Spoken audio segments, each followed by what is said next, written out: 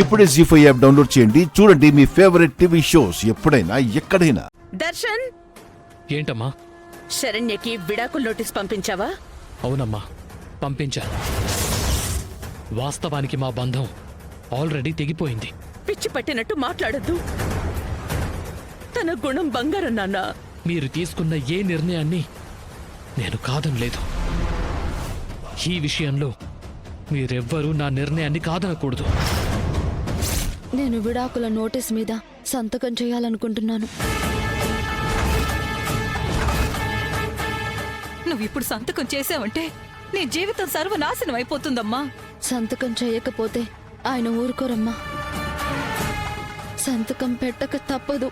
అమ్మా వద్దమ్మా ప్లీజ్. నేనెవరి మాట వినను. నా మాట కూడా వినవా శరణ్య?